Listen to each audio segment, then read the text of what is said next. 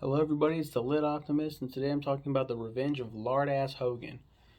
David Hogan is a little boy who's picked on by everybody in his town, who've given him the affectionate nickname of Lard-Ass Hogan. Every year, there's an all-you-can-eat pie competition, which David takes part in this year and is the obvious favorite to win. Before he goes on, however, he drinks some Epicac and ends up throwing up all the pie he eats onto the crowd, getting his revenge.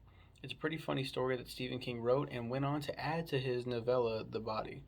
Thanks go to Natalie Titus for requesting this short story. Um, yeah, I haven't seen Stand By Me. I read The Body after this because I guess he wrote The Revenge of Lard-Ass Hogan. It's a comedic story, and then he added it to The Body. Um, and Stephen King does some of this shit, and it works out. Like, it weirdly works out how it fits into. It's not weird. He sets up his universe to be connected with everything. Um, the differing results. This one worked great because the kid. Let me look this shit up.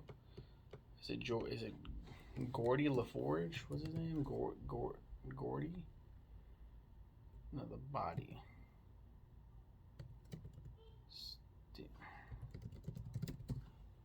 The Body. Stephen King novella. Gordon Gordy LaChance, and he lives in Castle Rock, Oregon. Oh, don't that be it all? Um, and there's this first published story, Stud City. I think I reviewed that one separately too.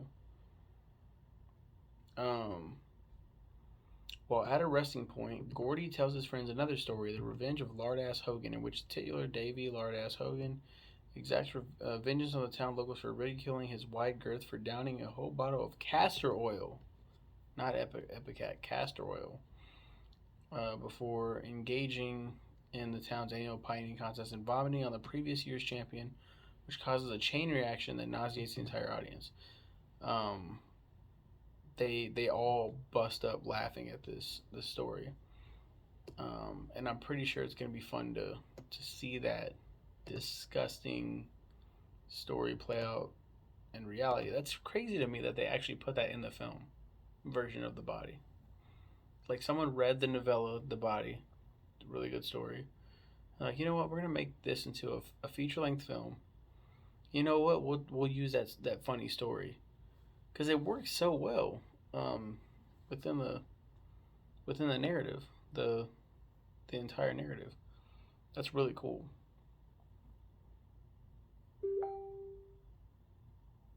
What? What? What? What do you want?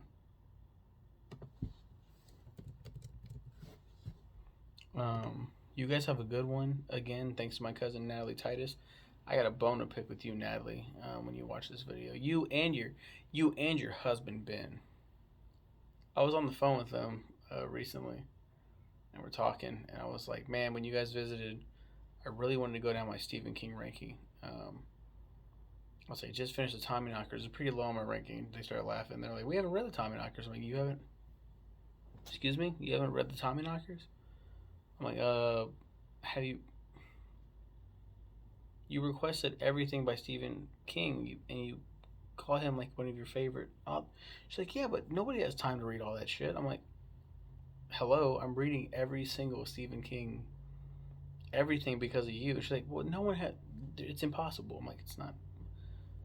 I'm still in the '80s. I'm still pretty far back. But that's also because I'm like, I need to take a break from Stephen King and read some other shit. It's not fair to all the other people that have requested books and the books that I own, are just like collecting dust. I need to like I need to force myself to cycle out, much like I did with movies and video games early on. Like I need to do a request. I need to do this. I need to take turns, especially with Stephen King, man. Like I'm like, especially when a lot of his shit's really sad and like depressing. It's like, can I just move the fuck on and read something else? And even going back to Stephen King after reading something else is like, here we go. Fuck, like it's But this was nice. This was a nice short story. Oh yeah, so they tell me they haven't read this, and like, I'm like, okay, well, let me. Have you read Carrie? They're like Carrie. I was like, and they're like, oh yeah, yeah, yeah, the Carrie. I'm like the bloody prom, yeah, the Carrie. Bloody prom. I'm like, yes. Have you read Salem's Lot? Oh, yeah, the vampires. I'm like, yep. Have you read The Shining? Love The Shining. Love the book. And I'm like, yeah, I think the book's better than the. So I'm just going down the list. Like, have you read this? Have you read this? Then I was talking about how the Dead Zone is tied in with like Cujo, and she was like, I haven't read Cujo. Also, um, haven't I just saw the movie not that much long ago. I was like, are you fucking serious? And for good reason. She saw my sister get bit in the fucking face by like a poodle when they were both young and bleeding. Like my sister was young, got in this dog's face, dog bit her. She still kind of has a scar on her cheek. So like, understandable. And then I was like, "Have you read Rage?" It's like, "No, I don't. I haven't read that one." I'm like, "It's a Richard Bachman book. It's pretty cool. It's about a school shooting." She's like, "I don't think I would read that." She correct me if I'm wrong, Natalie, but she went to Columbine when that shit went down. I think is how the story went. Correct again in the comments. Correct me if I'm wrong. And I think that day she said she skipped school. I I don't know if I'm I don't know if I'm right on that, but crazy as fuck if that's true. If I'm remembering it right.